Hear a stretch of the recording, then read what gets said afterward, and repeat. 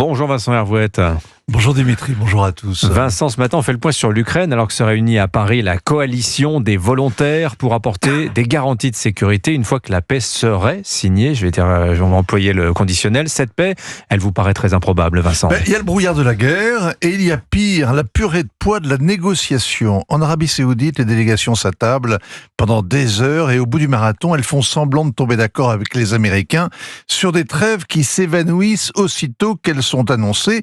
Ce ne sont pas des trêves, c'est un rêve, celui de Donald Trump qui s'imaginait en finir avec une guerre qu'il juge ridicule, qui a poussé la Russie à sortir de ses frontières et Vladimir Poutine dans les bras de Xi Jinping. En Arabie, tous en sable, les Américains réalisent que négocier, ce n'est pas faire la paix, que c'est même parfois le contraire. On pinaille sur les conditions du cessez-le-feu pour ne pas avoir à stopper l'offensive. On fait monter les enchères pour gagner du temps. Les Russes ont déjà obtenu beaucoup des Américains. La levée partielle des sanctions, l'interdiction à l'Ukraine de bombarder leurs dépôts pétroliers, la certitude d'exporter leurs céréales et d'être payés.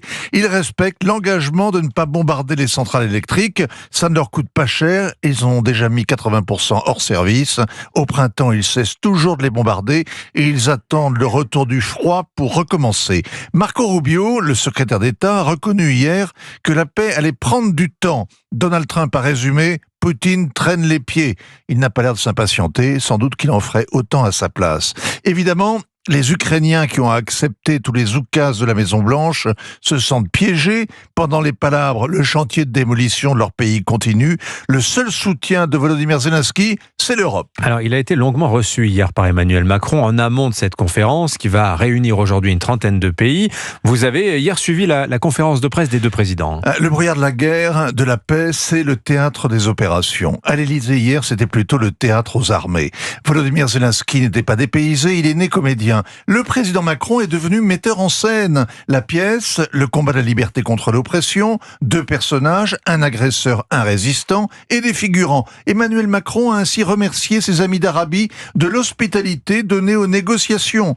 Il n'allait pas leur reprocher de ne pas avoir été invité, mais il exige une paix solide et durable. Il a répété cette formule, solide et durable, une demi-douzaine de fois. Ça doit être le titre de la tragédie. Nous avons un rôle à jouer, a dit le président, avec la détermination d'un jeune premier qui sort d'un casting. Il ne s'agit pas de se déployer sur la ligne de démarcation, où des sortes de casques bleus pourraient faire l'affaire. Non, en deuxième rideau, en protection des villes ou des sites stratégiques, être une force dissuasive avec des soldats prêts à se battre si les Russes attaquent. Alors l'intrigue vous semble-t-elle crédible, Vincent? Pas du tout. Les Russes ne l'accepteront jamais. Ils sont entrés en Ukraine pour empêcher l'OTAN d'y mettre ses bottes. Ce n'est pas pour laisser les armées otaniennes s'y déployer. L'émissaire américain Steve Witkoff a dit « C'est absurde, c'est une posture ». Alors c'est vrai que cette surenchère martiale, ce discours qui sent la poudre, tient de la posture, mais il n'est pas absurde. Il prépare l'opinion française aux arbitrages douloureux que le réarmement de l'Europe va imposer, et ça c'est une autre tragédie. Absolument. Signature Europe 1, ainsi va le monde. Vincent Hervouette. Merci Vincent.